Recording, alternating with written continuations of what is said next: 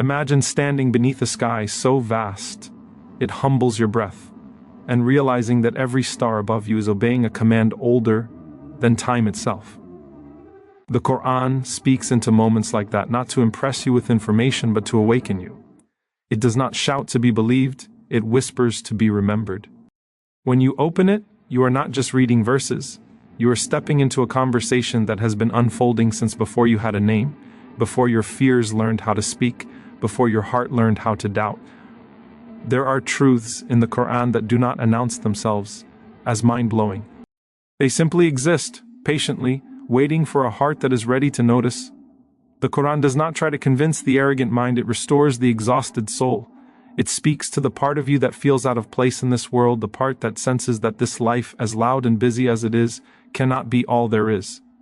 That quiet sense of displacement is not confusion, it is recognition. One of the most staggering realities of the Qur'an is not what it says, but how it says it. A book revealed over 23 years, responding to war and peace, grief and victory, questions and accusations, yet never contradicting itself, never losing its moral compass, never adjusting its ethics to fit convenience. Human speech fractures under pressure. Divine speech remains whole. Verses revealed in moments of persecution align seamlessly with verses revealed in moments of power, as though the speaker exists beyond circumstance, beyond time, beyond emotional reaction. Then there is the way the Qur'an speaks about the human being, not as a body with a soul, but as a soul temporarily entrusted with a body. It exposes you gently. It names emotions you struggle to articulate, despair that feels heavy in the chest, arrogance that disguises itself as independence, hope that flickers even in the darkest nights. It does not flatter you, yet it never humiliates you. It tells you that you were created weak, not as an insult, but as an explanation. Weakness is not your flaw, it is the reason you reach upward. The Qur'an challenges not just disbelief, but heedlessness. It does not ask, why don't you believe? As often as it asks, why don't you reflect? It calls attention to things you pass every day without a second glance, alternating night and day, rain reviving dead land, the way hearts soften and harden. These are not poetic decorations, they are signs deliberately ordinary so that no one can claim access was restricted. Proof surrounds you, not in laboratories alone, but in the rhythm of your own breathing. There is something unsettling in the best way about how the Qur'an refuses to center the ego. You are addressed, yes, but you are not the axis of existence. Mountains are mentioned without asking your permission. Angels are described without seeking your validation. Entire civilizations are referenced as footnotes of history, reminders that strength without humility evaporates. The Qur'an lifts you by reminding you that you are not the point. You are part of a story far larger and far more meaningful than self-importance could ever offer. One of the most overlooked wonders is how the Qur'an engages doubt. It does not panic when questioned. It records the words of its critics, preserves their arguments, and responds with calm certainty. No insecurity, no fear of scrutiny. A human author edits out criticism, the Qur'an engraves it. That alone tells you something about the confidence of its source. Truth does not need to silence opposition, it survives it. And then there is mercy, woven into the very grammar of the Qur'an. Even warnings are delivered with openings for return, even descriptions of accountability are paired with reminders of forgiveness. You are told that God knows what your soul whispers, and in the same breath, you are told that His mercy encompasses all things. Knowledge that would terrify you if attributed to anyone else becomes comforting when you know it is paired with compassion beyond comprehension. The Qur'an speaks to trauma before the word existed. It speaks to exile, loss, betrayal, and fear, not by dismissing pain, but by placing it within a horizon of meaning. It tells the oppressed that their suffering is seen, recorded, and never wasted. It tells the weary that patience is not passive endurance, but quiet strength anchored in trust. It does not rush healing, it dignifies the process. There is a reason the Qur'an is recited, not just read. Sound carries what ink cannot. Verses revealed to an unlettered prophet became the most preserved text in human history, memorized by millions letter for letter, generation after generation. Empires rose and fell, languages evolved, borders shifted, yet the Qur'an remained unchanged, as though history itself was being asked to adapt to it, not the other way around. Perhaps the most mind-blowing truth is that the Qur'an never claims to be from this world by trying to escape it. It addresses trade and marriage, ethics and governance, prayer and personal struggle. It meets you in the marketplace and the battlefield, in solitude and in society, otherworldly in origin, yet deeply grounded in reality. It does not ask you to abandon life to find God. It teaches you how to recognize God within life. When you sit with the Qur'an long enough, you realize it is not trying to give you new eyes. It is trying to remind you how to use the ones you already have. It peels away the noise, the distractions, the false urgencies until what remains is a simple, unsettling clarity. You were created with purpose, guided with mercy, and invited again and again to return. Not because you are flawless, but because you are unfinished. Not because you never fall, but because every fall is witnessed by a Lord who tells you that the door is still open, that the path is still lit, that the words you are hearing now have crossed centuries, deserts, oceans, and hearts just to reach this moment where you are listening, breathing, existing between what has been and what could still be, with a book that continues to speak as if it knows you, as if it has always known you, as if it was never meant for anyone else first, but for you. In this precise season of your life, with the weight you are carrying and the questions you are afraid to ask out loud. The Qur'an has a way of arriving when defenses are down, when certainty feels fragile, when strength feels borrowed. It does not rush you into belief, it walks with you through recognition. It does not demand perfection. For proximity. It invites you as you are, knowing exactly who that is. One of the quiet miracles of the Qur'an is how it refuses to let despair have the final word. Even when it speaks of people who lost their way, it never erases the possibility of return. It reminds you that hearts are not sealed suddenly, they harden gradually through neglect, through arrogance, through the slow accumulation of ignored reminders. And if hardness is a process, so is softness. One verse, one moment of sincerity, one tear shed in private can begin to undo years of distance. That is not optimism, that is a statement about how mercy operates. The Quran does something radical with time, it collapses it. Stories of prophets are not told as distant history lessons but as mirrors. Their fears feel familiar. Their loneliness feels recognizable. Their reliance feels aspirational. You are not told about them so you can admire them from afar, but so you can locate yourself within the same human struggle. Revelation does not elevate them by denying their humanity. It elevates humanity by showing what it looks like when surrender is sincere. There is also something striking about how the Quran addresses power.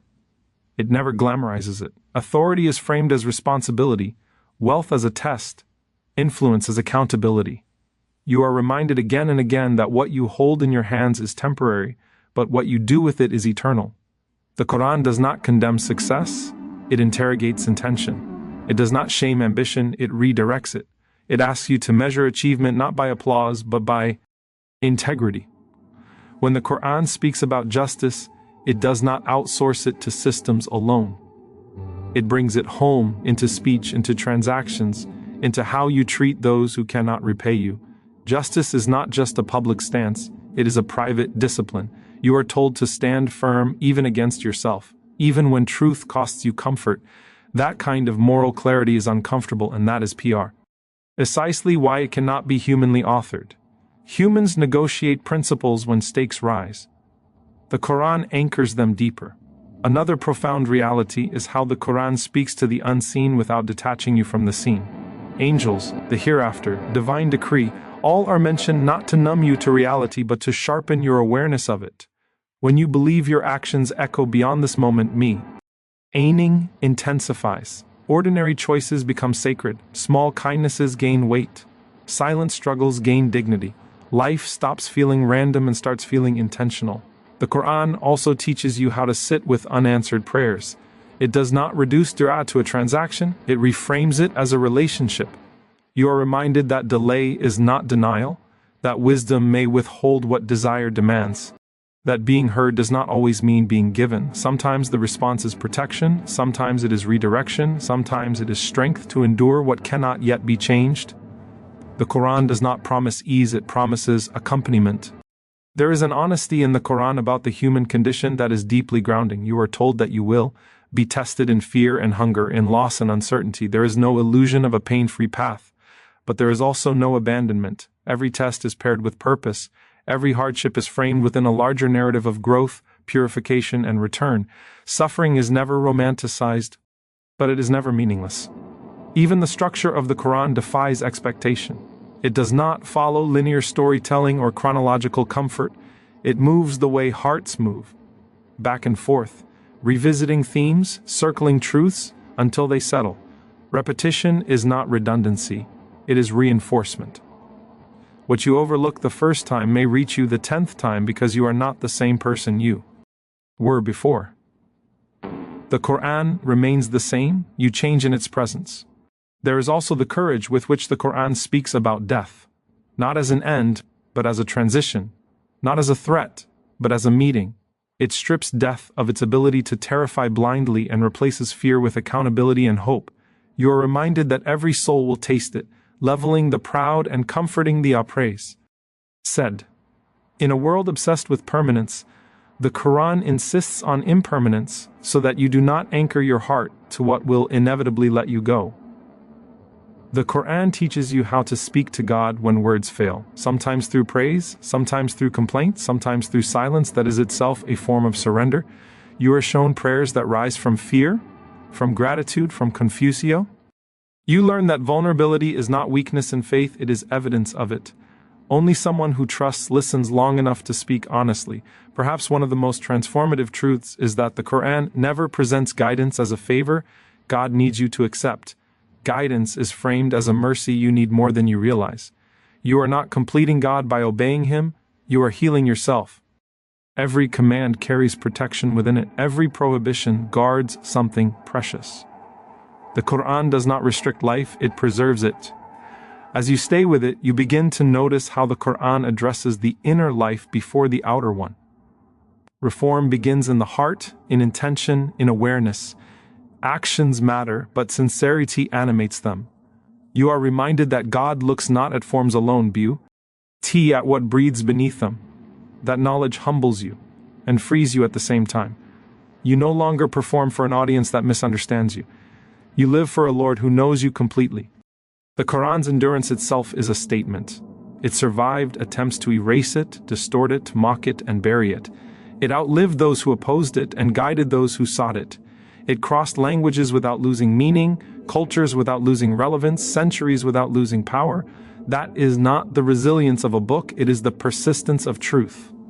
And still, after all of this, the Qur'an does not force itself upon you. It stands, recited, waiting. It allows you the dignity of choice.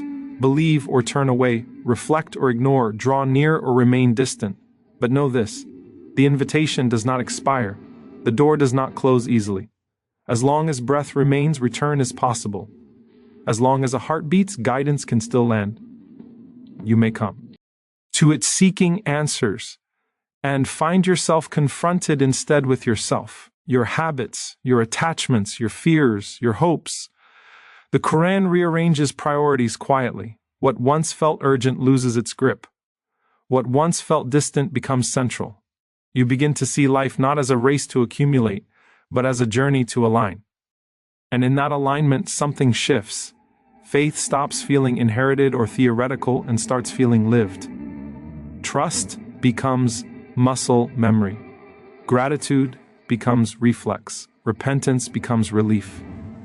You realize that the Qur'an was never just informing you about God, it was reintroducing you to Him, not as an abstract concept, but as a presence woven through every moment, every breath, every turning of the heart